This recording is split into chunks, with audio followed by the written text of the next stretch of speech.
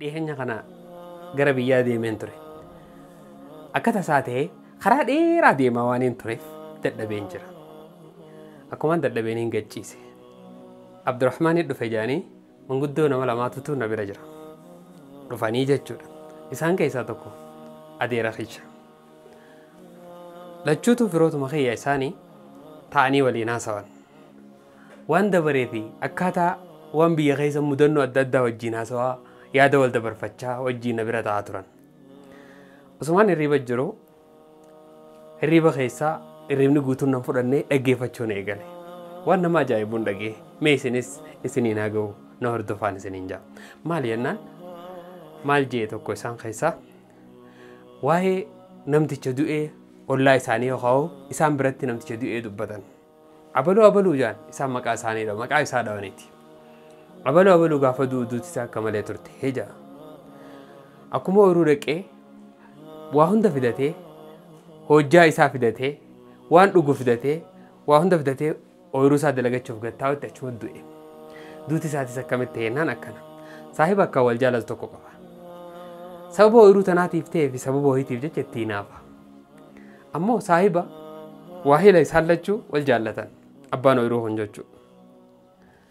Bira taa'ee hojjaa inni dhugaa jiru markaja isaa keessa isa bira dhufu namni akka kan arkin isa bira dhufee hojjaa isaa keessatti isa dalagaadhaaf ka'ee bootaa dalagaatiif ol ka'ee dalagaa dachii isaa dalagu jiru hojjaa isaa keessatti summii yookaan waan nama ajjeesu keessa buusee fi bira kute. Abbaan oyiruudhaa kun dalagaatuma dhufee hoggaa dadhabee gadiin ta'a je'ee hojjaa isaa qicatee dhuge. Akkuma qicateen du'e. Eenyu akka ajjeese hin beekne. Namoota as fiigee achi fiigee akka ta'an wallaalanii rakkatanii firraa usan. Waan nama ajaa'ibu keessaa wanni inni itti godhe san maali jennaan diidiitii jedhanii waan daakuu fakkaatu. Sani kan inni hojjaa isaa keessatti yookaan geeba isaa keessa godhee fi biraa kute. Waan si ajaa'iburraa shakkiin qalbii namaa keessa laata isaan lamaanii wal shariika isaan lamaanii wal bira dhufa. Laata namni godhe kun eenyu waan jedhus qalbii shakkanii shakkii wanni ta'us waan hin jirreef jecha nama ofirraa sabbaranii firratti dhiisan. Amatoota baay'ee booda waan nama ajaa'ibu rabbiin dhiiga namaa lafan balleessu jechuun waan nama argisiisurraa amatoota 5-7 dabree amatoota hanga takka waggaa taa'u booda diidiitii guyyaa san yookaan summii guyyaa san waan hurraa fakkaatu. Ka guyyaa san summii isaatti itti godhee guduunfee fi hanga irraa hafe fudhatee kute san fuudhee bootaa takka kaayyate. Namtichi kun jechuudha. Xiqqoo booda guyyaa tokko magaalaa dhaqee aannan bitate. Aannan kam aannan hurraa.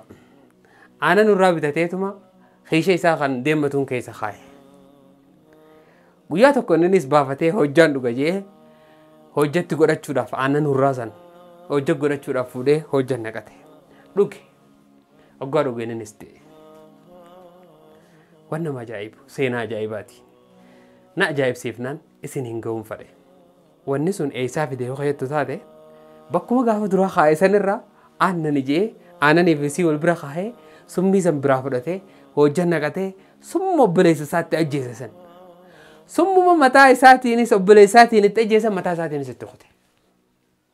Kanaaf uummanni keenya boolla obboleessaan qotin yoo qotte gadi hin fageessin kajaan.